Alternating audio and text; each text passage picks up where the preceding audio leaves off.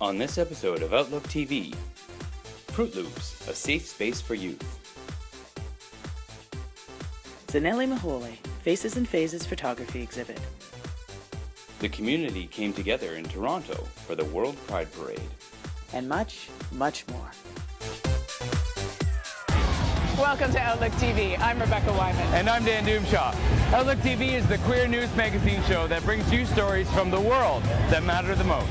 We are here at WorldPride in Toronto and we are having a fabulous time. The streets are full of people, the energy is high, and the world has come to Toronto to be proud.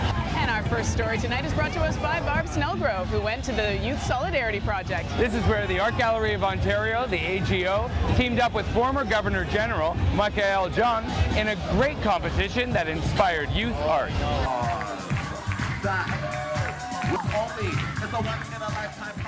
This is Barb Snellgrove for Outlook TV at the AGO, which has teamed up with the Michael Jean Foundation to launch a national art competition for youth. We taught straight students that homophobia and transphobia, biphobia, and oppression of all kinds was inappropriate and unacceptable. And this is critical to understand because Mr. Chandelier's statistics are real. The reality is we are all humans, period. Are you gay, are you straight, are you lesbian, are you queer, are you transgendered? We are all human. We were all created by the same source, whatever source you feel that is, we were all created. I know I didn't create me, even though sometimes I feel that way. Tous et toutes des gagnantes et des gagnants.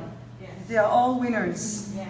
So the jury of the Michael Jean Foundation with AGO decided, first made a choice of these 6, winners here, and then the public got to vote too. Well, the foundation is the legacy project of my term as Governor General of Canada. Every former Governor General can have a legacy, and we decided to create, my husband and I, this foundation on the insistence, I would say, of a lot of young people that we've been working with during my term.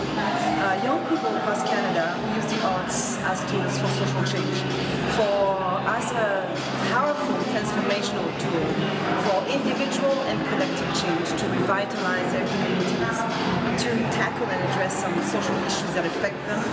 And it's been wonderful. So one of our programs is called The Fourth Wall.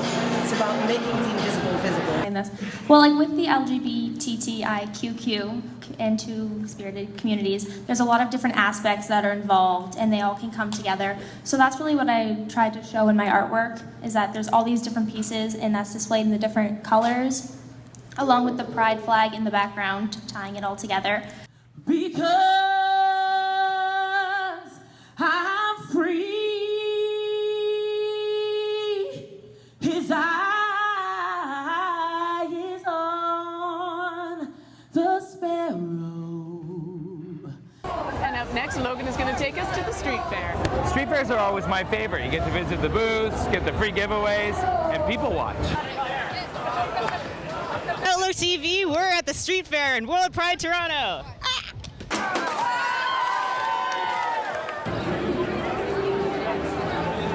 It's a scuba diving club for, we welcome LGBT folks, and our focus is on creating recreational opportunities and social opportunities, and the opportunity to try out scuba diving and have fun. EGAL Canada is Canada's national lesbian, gay, bi, and trans human rights organization. We're very much focused on social issues, things like safe schools, hate crime awareness and prevention, LGBT youth suicidality, and homelessness.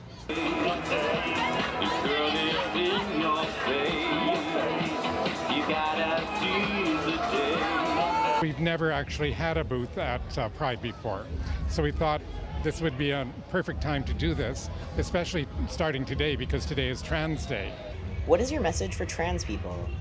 We want top surgery to be the easiest part of their transition.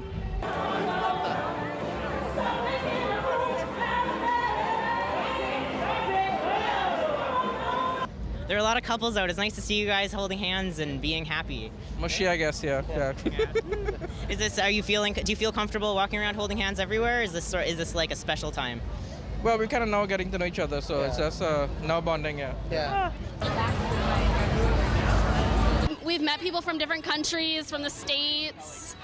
People are really receptive to what we're doing, and they're really helpful because we go into the schools for free, and we sell these hats for $10 to let us do that.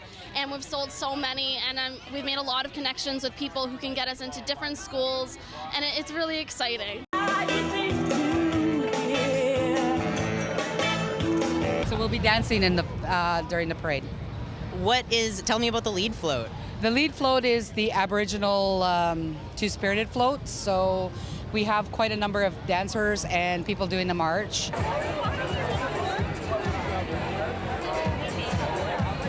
What events are you looking forward to the most? Tonight we're going to Lick It, one of the girl play events. Apparently there's going to be 10,000 girls underneath one roof. What's a disco bunny? Somebody who loves disco. And it's WorldPride. It's going to be absolutely crazy. Definitely. The world coming to Toronto.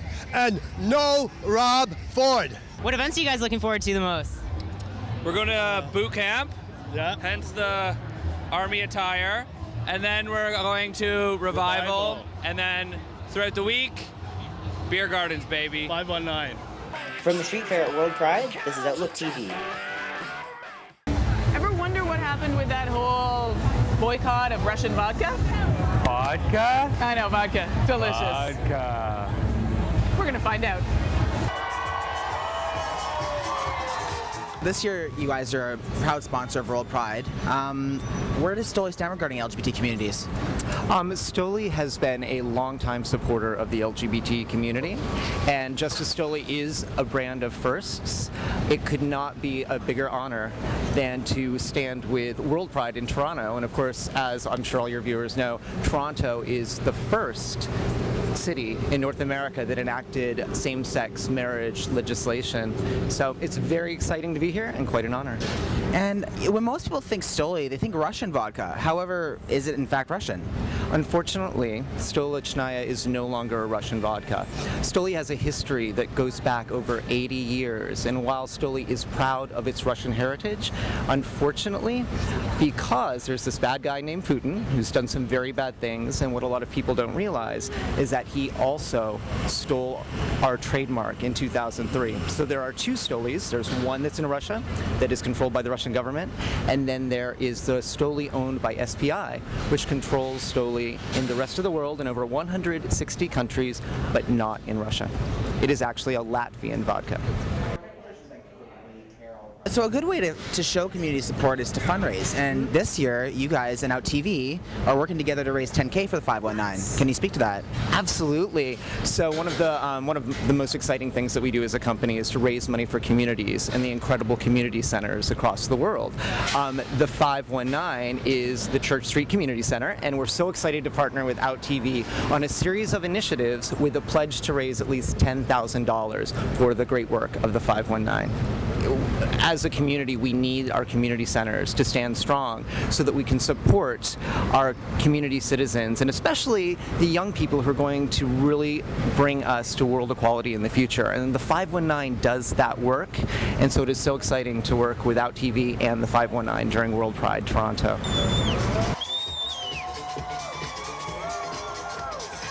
Speaking of vodka. Hey, what's that over there?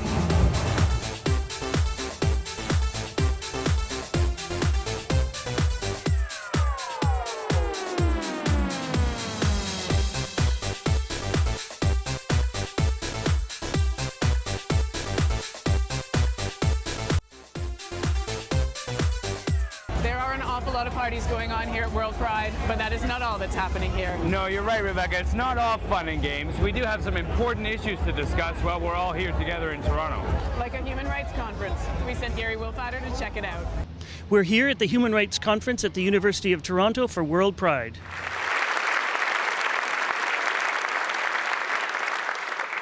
The fact that our government actually denied visas to many legitimate amazing, great activist from Uganda, has actually raised this issue in the Canadian consciousness that, what can Canada do? What's our role? And at the very least, what we should be doing is at least allowing activists doing this work to come to Canada to learn and to connect with us, and so they can go back and be, and to be even more effective allies. One of the difficulties, I think, in trying to be an ally, particularly if you're located in the West, is gay rights are considered to be Western.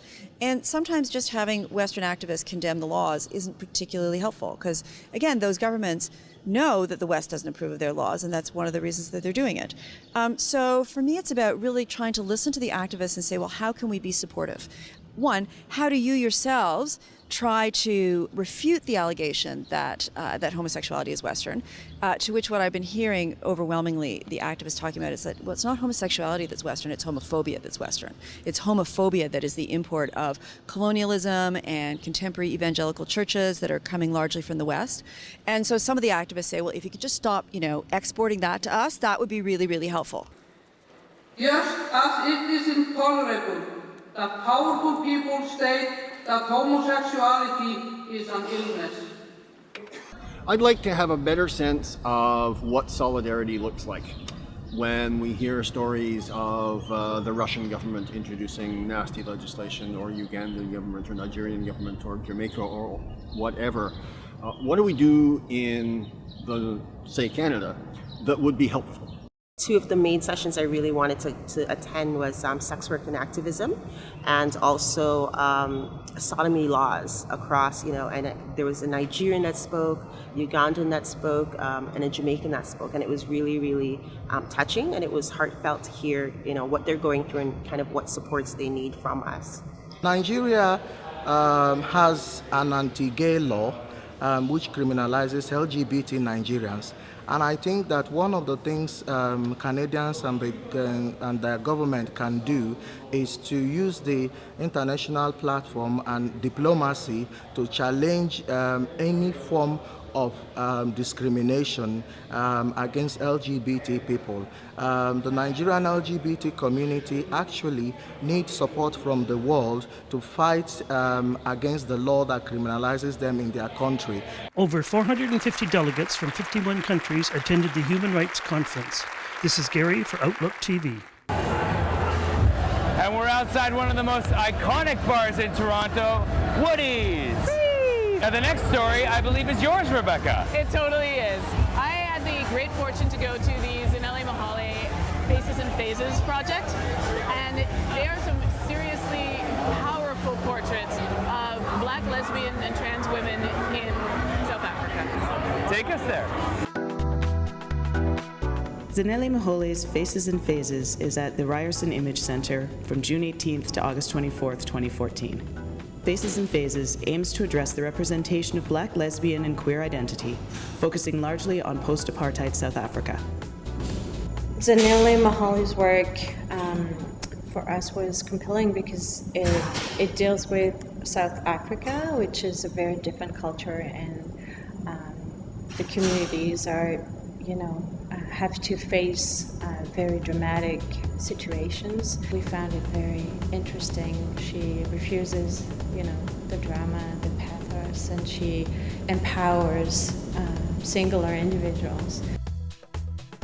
Also, Zanele is a graduate from Ryerson, so it was, for us also the opportunity to celebrate one of our members. So we wanted to, celebrate WorldPride, but also celebrate Ryerson, and having Zanele here and this exhibition in particular was a good way to do it.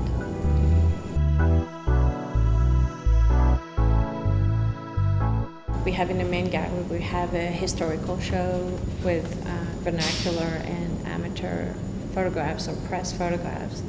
And we decided that in this gallery, we call the University Gallery, we wanted to have an artist project on, the subject. For OutlookTV in Toronto, I'm Rebecca Wyman. We're going to take a little break now. Yeah, we met some new friends. Happy WorldPride! Happy WorldPride!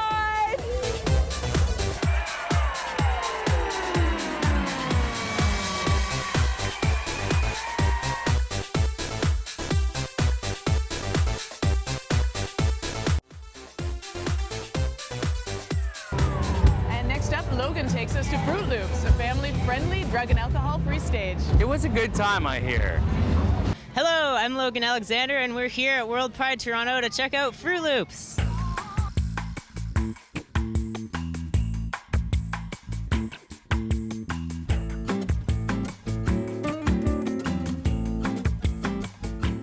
Arts are so important for everybody, especially like young people who feel like they can't be themselves. I think that it's really a way to express yourself, and that's what's important about them, is expressing yourself.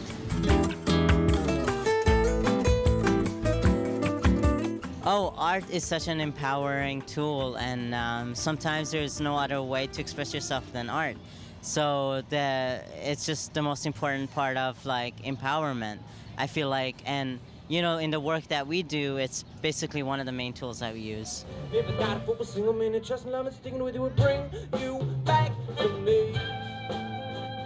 It's good to express yourself, you know, and the fact that we're able to in our country, in our city, and you know, not have, you know, hate crimes going on against us is a big thing. Why not express yourself and, you know, get other people on board, because other people who are in the community might be talented as well, and then they see other people expressing themselves and then they feel like they want to do it too. So we're kind of like being a role model at the same time as letting our talent shine and stuff. You lashed back and I cowered in return. The representation of youth is totally important because there's so many issues that you deal with, such as like housing, such as access to healthcare, jobs, unemployment, and a lot of other things. So just because of that, and particularly like trans youth.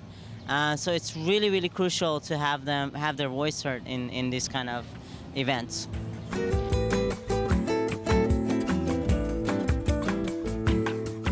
There were a couple of challenges with my parents or whatever, but music is what got me through it, and happy I came to Pride because it's what's helping me and getting me to be more comfortable with who I am. And now I would never cross-dress in a million years, but apparently I'm doing it now. So yeah, I think it's going pretty good.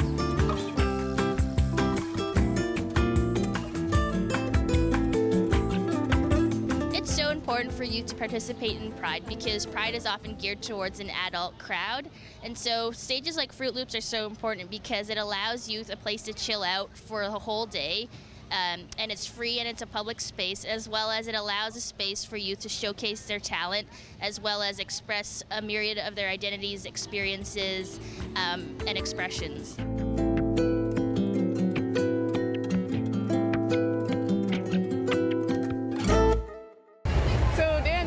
Somewhere else you're supposed to be right now? Oh, the parade! The parade! I got... He's got to go host the parade, man! For OutlookTV, we are here in Toronto. It's the loudest and the proudest WorldPride Parade 2014.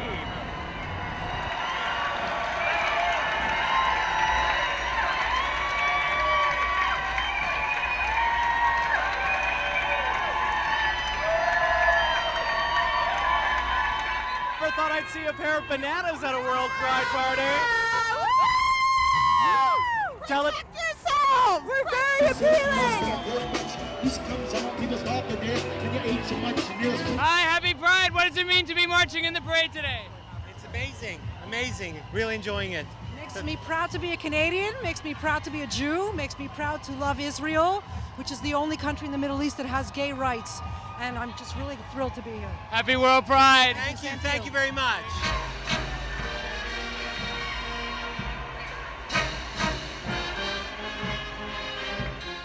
What are your names? Dee Dee. And Lil. We're the Darling Sisters. Is this just an average outfit, or is this? We don't dress up, darling. We're just going to the beach.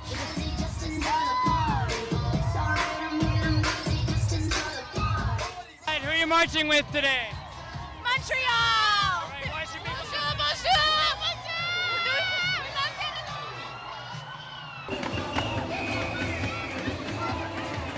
The higher the heels, the closer to heaven. I'm your homegirl, Marilyn St. Evans, WorldPride 2014!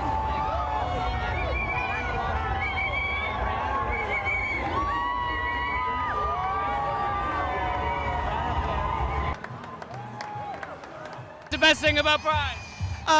Look at this, everyone, colorful people, gathering, party, rainbows, mayhem, glitter, feathers, music, marching, gotta go. Okay. Happy World Pride!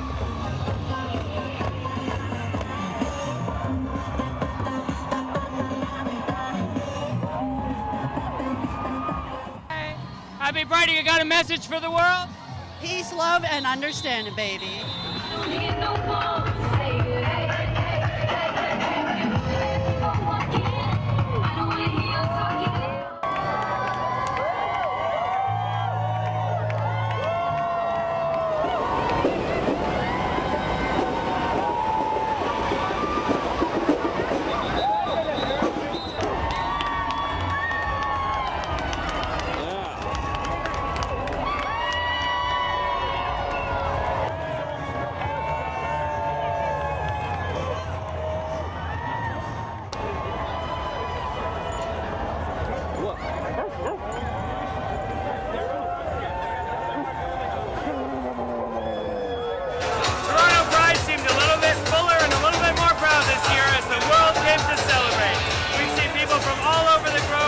representing their labels and wearing them with pride. It's been a fantastic parade, a celebration of who we are. For Outlook TV, I'm Dan Doomshaw. Happy World Pride, Toronto! Unfortunately, that is all the time we have to bring you all of the fabulous festivities here at World Pride. Thanks for joining us. It's been our pleasure to cover World Pride here in Toronto and celebrate with the world. We'd like you to like us on Facebook, follow us on Twitter, and come and volunteer for us, because we have a lot of fun. For Outlook TV, I'm Dan Doomshaw. And I'm Rebecca Wyman. Stay fabulous, world.